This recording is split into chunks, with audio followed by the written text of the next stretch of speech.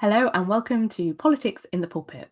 This is a lectionary-based preaching resource designed to ask the provocative question of whether and how politics should appear in our preaching this week. My name is Beth Allison-Glenny. I'm the Baptist Union of Great Britain's Public Issues Enabler, and I work with the Joint Public Issues team.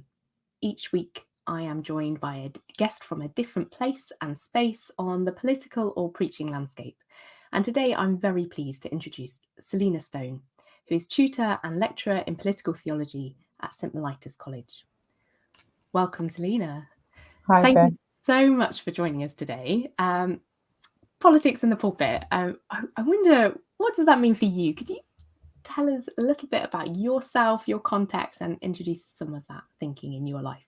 Sure. For me, I think I got into theology because I kind of grew up in a space where there were lots of big questions for me that were both political and theological. Mm-hmm. So I didn't really know I was doing political theology when I was like 14 and 15, when I was asking how we had so many churches in our community. I grew up in Handsworth in Birmingham, and yet there was so little happening in our community that felt transformative. So I was asking kind of big questions like that and ended up doing theology academically after I'd done my initial degree. And that's what's led me to where I am. So for me, there isn't any kind of theology that isn't political, at least in that has something to say to wider issues of our human experience and the big questions about inequality and justice and how we relate to one another. I think the beauty of the gospel is that it speaks into all of those big questions. So I love the idea of politics in the pulpit, not in the way that we can see it, where you have like, a political party's flag or the face of a particular political leader behind the pulpit. That's definitely not what I mean. But I think engaging with the themes of our political life, I think is essential to what the good news of Jesus is all about. Yeah. I was thinking, do I controversially bring up a particular Good Friday image? Very grateful. I think we all know what you mean. Very grateful that happened on the week I was off. Is there any particular justice or political issue that's going on in the world at the moment that you think is something that if you were preaching, I don't know if you are preaching this week, but if you're preaching this week, there would be kind of something that would be informing, you'd be listening to? Is there something like that going on for you? I think I find it hard to kind of read the news or watch the news without having this constant question. If I was preaching, what would I say about this? Which is partly because I love preaching. I don't get to do it as much as I do lecturing.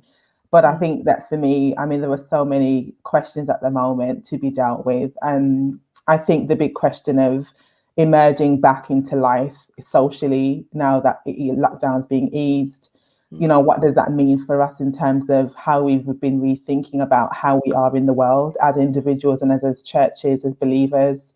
How do we enter back into social life now that this has happened? What differences has this year made to us? There's been so much thinking and rethinking and talking and re-talking about COVID and theologies of COVID and all of that stuff, which kind of is something we do because we think we should, but then what difference is that really going to make now that we're going back into life in public ways? So I'm quite interested in all of that stuff, and particularly how many more people we have in debt, on benefits, living in poverty, or on the poverty line because of COVID, redundancies, loss of jobs. These, I think, are some of the big questions for us to be wrestling with. How do we go back into life and reshape life in small and larger ways now that our country has been so inevitably shaped by COVID-19? So I think that's I think at the forefront of my mind, as well as wider issues around race disparities in general. The report that came out denying institutional racism, what do we do with all of that information now? How do we go forward with everything we learned last year with George Floyd's murder? All these kind of contentious issues around race and difference. Yeah. What does that mean for how we live life now? And where are we going to be attentive to how we are living as disciples of Jesus? So just a few small things, Beth. nothing too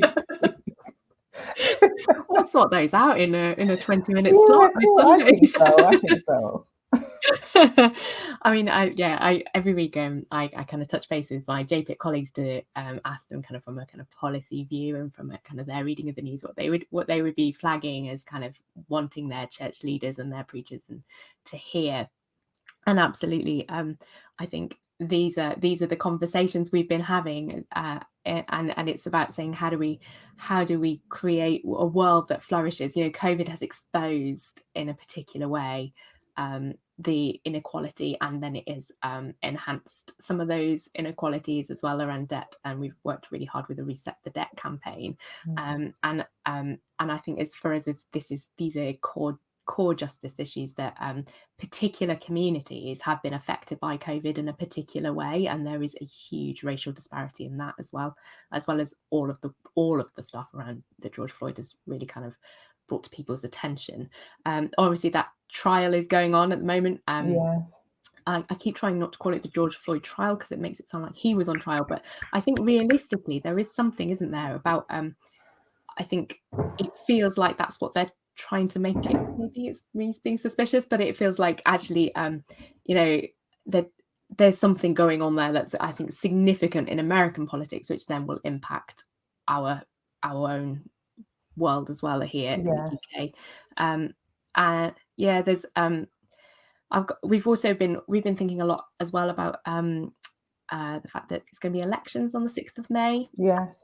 So we've got highlighting that there's JPIT resources to help with that for anybody who's thinking about those.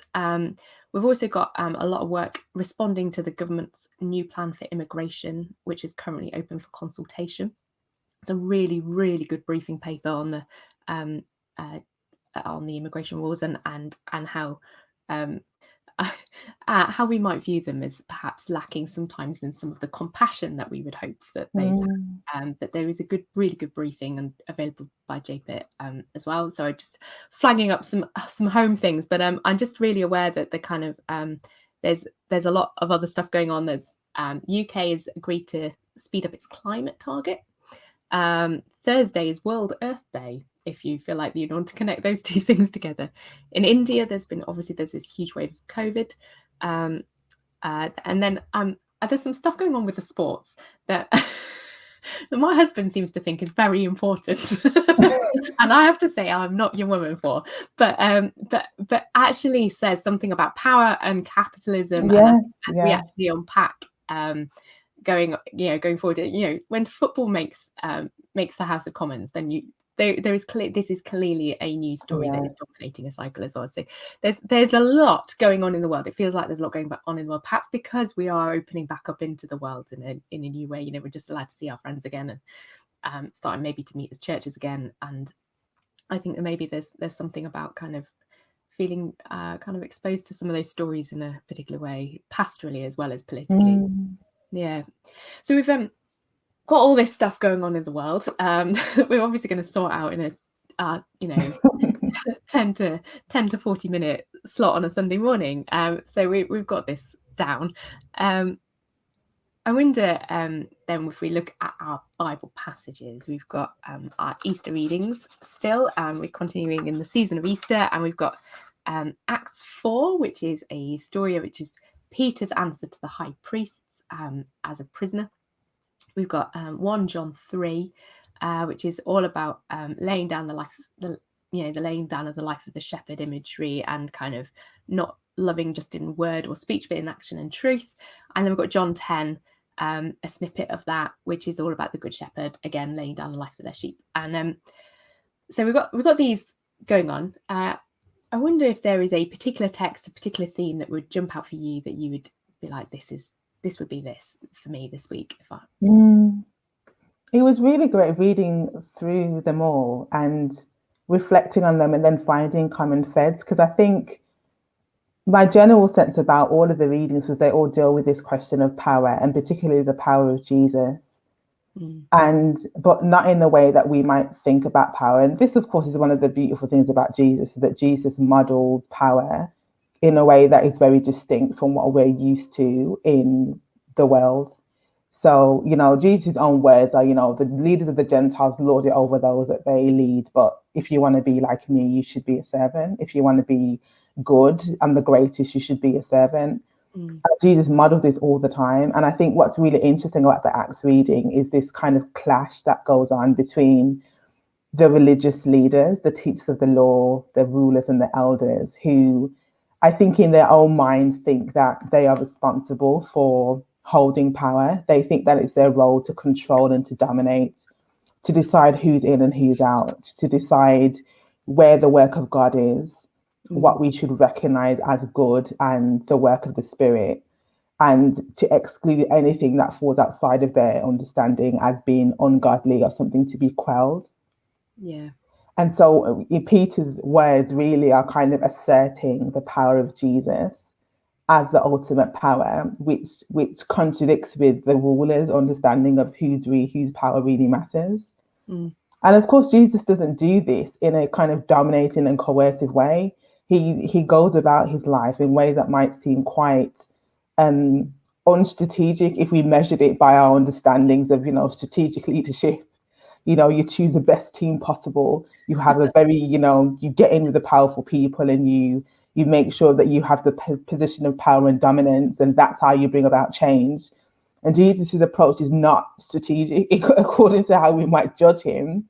He chooses these 12 people, some of whom are, a ragtag bunch, one of whom particularly is definitely not on board with the vision, and, betrays him in the end. This is not how we're trained to choose teams, and yet this is the way Jesus chooses his disciples and enacts his work in the world. And so it's really interesting here to see Peter saying it's in Jesus's name that we're doing these things, and asserting the power and authority of Jesus against what the rule teachers of the law imagine the work of God to be about. So it kind of speaks very much to the way Jesus destabilizes our imaginations about power and any temptation that we might have as religious people. Because I often think, we kind of see the Pharisees as this other type of person. It's like if we're in the church and we think we know what God's about, then we're more likely to be the Pharisees than anyone else. That's our big temptation, is to think that we can define who belongs and who doesn't belong, and who's living correctly and who's not living correctly according to our religious values and norms. And this, I think, is a great temptation that many of us face as believers in Jesus. And what Peter says is just like Jesus is the one who saves. That's it. It's not by living according to all these rules. So it blows open our understanding of faith and inclusion, I think. And these are big power questions for me. I think I'm really struck that the kind of there's this phrase, the rulers, elders and scribes, and then Peter repeats it, doesn't he? Says rulers of the people and elders, like that.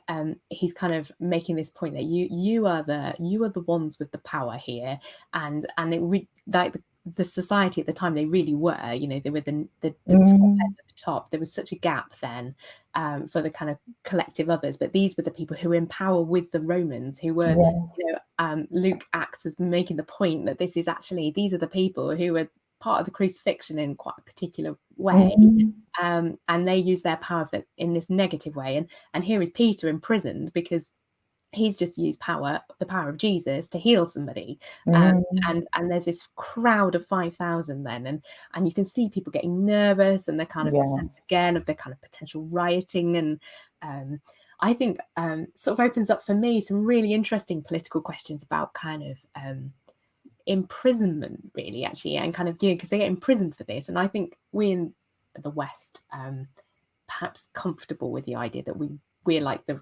religious elite. We won't get imprisoned, but we might want to stop other people getting us into some hot water. And actually kind of I don't know, I was just really reflecting about kind of, well, it's a really interesting question about what is the right way of preaching. Should I expect preaching the gospel to actually land me into political difficulty? And I think I'm so used to not having that here. It kind of raised this fascinating question. Am I doing it right if I'm not? Exactly. And I think it's a really interesting point about the kind of impact that preaching the gospel should have, because sometimes there's always a temptation to make it really popular and attractive to everybody. And then you have those people who think, oh yeah, the gospel should be offensive, but what they were doing is offending people who are already marginalized, already on the edge, already excluded. And that's not the kind of offense that the gospel is really about, because in the kingdom, Jesus talks about the first are last and the last are first. So the gospel isn't kind of further entrenching marginalization and exclusion, but it's kind of like if the people who have power and the people who enjoy privilege are offended by the gospel that you're preaching, then you're probably on the right track. If the people who love the status quo, who feel comfortable and self-righteous, who think that they're in because of their own good works and who they are wanting to silence you, then you're probably on the same track Jesus was.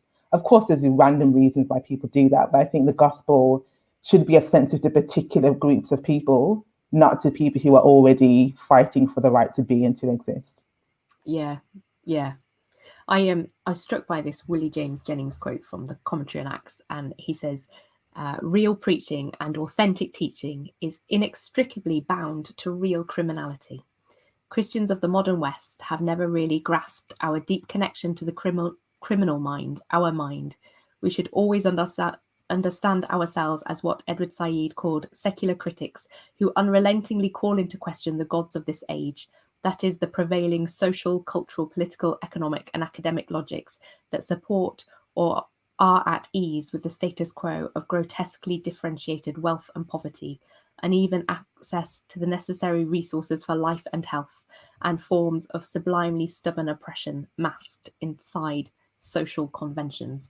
I mean, it's a big quote, but it's just, I was just thought, blimey, I'm going to have to think about that all week, that this is just, this idea that it's almost, we're on the side of criminality, that we meet Jesus in the prisoner, that actually that's where is God in our world there? And yeah, just I was really struck by that. We've got we've talked a bit about Acts, and we've got the gospel as well. I know a lot of people kind of instinctively preach to the gospel. I think at this point in the narrative of kind of the Easter tide, maybe we more instinctively preach to Acts, but I'm kind of really struck by some of the language of the shepherding actually as also being a bit about leadership, because the kind of kingly idea of kind of what was a king, who's God is a shepherd, and not just any shepherd, a shepherd who lays down their life. And I think a good shepherd, this is this where the noble, a genuine shepherd, not like the hired hand, who runs away, the sign of risk of something happening. And I was really struck by kind of the connection there with the language of power again. The kind of here's these powerful dynamics going on in Acts, but also this kind of conversation around what does power mean going on in John as well. Yeah, and I think I always, when I read these gospel passages, and I'll say this to my students a lot, is sometimes we jump very quickly to ourselves being like Jesus the shepherd, and even that is an act of privilege, to assume that we take the role of the shepherd in the story, like we're all sheep in the sheep pen. That's like the first the kind of level of interpretation of this, is that we're all sheep. And Jesus is the shepherd. And so when I read this, I thought of myself, and I have a bit of an active imagination. So I imagine myself being a little sheep in the sheep pen. And first of all thinking, am I the sheep in the sheep pen who is watching Jesus bring in other sheep? And thinking, oh, I wonder what those sheep look like from the other sheep pen. And I'm getting into my sheep imagination here. And how am I willing to make room for those other sheep? Or am I kind of thinking, oh, I don't really know if I like the look of these sheep. They maybe look a little bit aggressive. I'm not familiar with these sheep. Do I want to make room for them? Do I want to, implore the shepherd to just leave them in the field and not put them in the pen and all of that? Or am I the sheep that's being brought into a pen? Am I the kind of the sheep in the other pen who's been brought in? And am I feeling like I'm kind of trying to find space, but I'm not really finding it because the other sheep are a little bit reluctant to have me there? And it kind of made me think about it in that sense. And again, the question of, what kind of sheep are we in the pen? And what might the good shepherd be wanting to do in the spaces where we are? And of course, we then get to think about, us as people who are following Jesus, the good shepherd, where we have the responsibility to shepherd, what kind of approach do we take? But I kind of like to sit with us being the sheep a little bit first. I really love that. Yeah, no, absolutely. We do always think ourselves into shepherding space, especially I think those of us who are pastors automatically jump there because it's such an image of kind of pastoral care, literally, you know, and I think we kind of jump there. I've loved this book. I'm going to wave it on the screen, but for those who are on the podcast, it's called Reading the Gospel of John Through Palestinian Eyes by Johanna Catanaccio. I'm not sure how to pronounce that. But it's this little tiny little commentary, a theological commentary really on reading the Gospel of John in this different way. And he it's this absolutely fantastic bit on John 10. There's about 3 pages on John 10 in the middle, and it's made me see this whole passage completely differently, because it explains the way the sheep pens were constructed, which I never knew before. So often they were connected to a cave, so that the sheep could go and shelter from the rain. And then when it was sunny, there would be a kind of a court kind of area, like an outside space where between the cave and then the kind of the fence or the wall that would have been built. And the wall would have been probably a rock wall, and it would have thistles on it, and that itself would have been grown to dissuade the wolves. But if all else really failed, if it got really dry, then they could set it on fire so that they would just like stop the wolves getting in. Wow. If they were trying to attack. And often these were shared, like this was shared equipment. It wasn't just like you had this with your own flock of sheep. It would be that you would be a shepherd with multiple, or in our case, I guess we were the sheep, with multiple other shepherds and multiple other flocks of sheep going on. And so actually they would appoint somebody to be the guard or the gatekeeper overnight. And then each morning you'd come and you'd call your own sheep out, and they would know to go with you, and you would know your own sheep to be able to pick them back out again, to take them for pasture. And I was just like, wow, I feel a bit mind blown by this kind of imagery that comes with it, that kind of physical landscaping. And so Catanaccio's point is really to kind of try and say some of this stuff around actually there's a huge connection here with the Old Testament that we miss if we're not really looking at this canonically, about Ezekiel 33 and 34 and kind of the role of the shepherd bringing them into the good land, and the kind of the role of land and a good pasture, and that kind of being quite a geographical political thing, I suppose, but also the kind of idea of even of Jerusalem as well, and kind of the idea that there's something about whether you know the idea that the walls would be like a being on fire as a protection. This is a very pastoral image, and we don't necessarily, we maybe see that as a kind of very violent image, but it's actually a pastoral image of kind of protecting sheep. And I just, it's like 3 pages in the middle of that book, and I honestly, if people are preaching on this passage, it would be the thing I would say, go and read it, because it for me, I feel like it's completely shaped how I visualize that. And you think about being a sheep in that space. Actually, for me now, it's like, I'm probably the one at the back of the cave hiding from the rain because I don't like the cold. I'm definitely with you, Beth. I'm definitely with you at the back.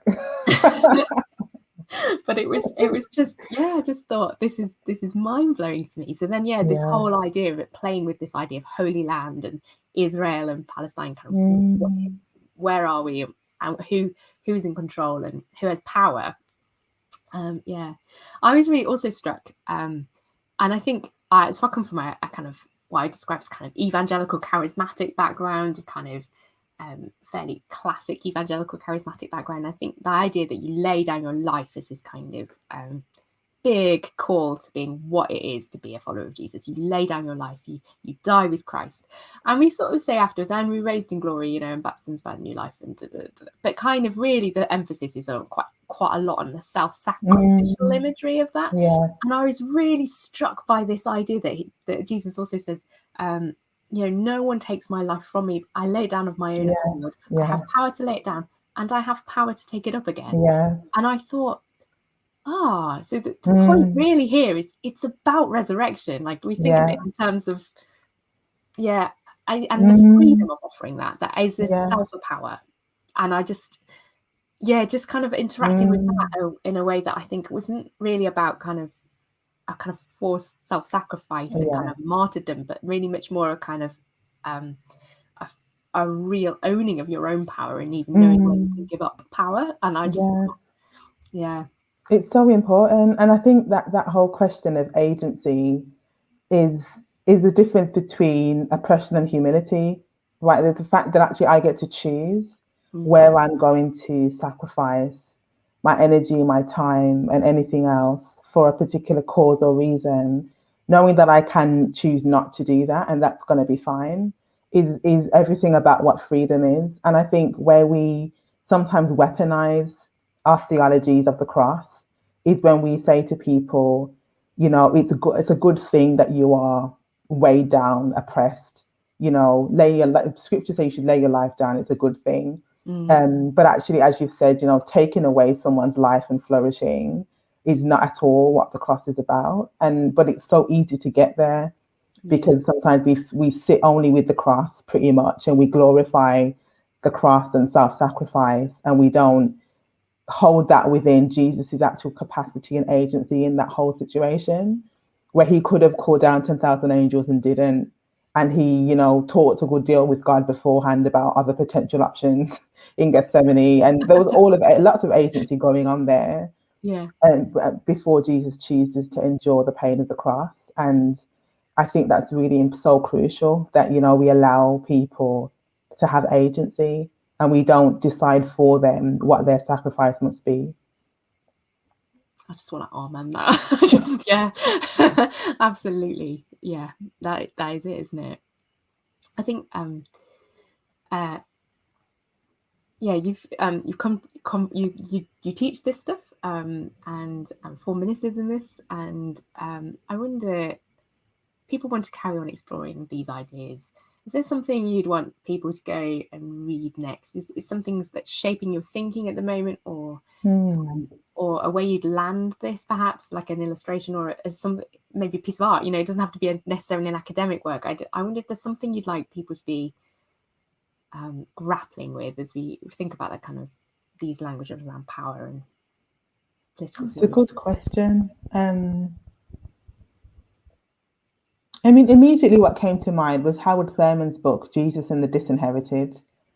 And I love this book because Howard Flairman is an African-American writer. He's a mystic and theologian, and he writes a little book that really is calling us to really attend to Jesus in his historical context, as someone who was living in a particular body as a kind of poor Jewish man living under Roman oppression, and all the implications of what that means for, you know, God's choice to actually take up flesh in the form of Jesus, not in the form of a very powerful member of the elite, but this kind of poor Jewish man, and what that really means for the gospel. And he there's a quote which I can't remember off by heart, but he basically is saying, you know, we shouldn't be deceived by the fact that when we think about Christianity today, we often think about huge cathedrals. We have lots of resources and buildings and lots of trained staff and theologians and all of this very, you know,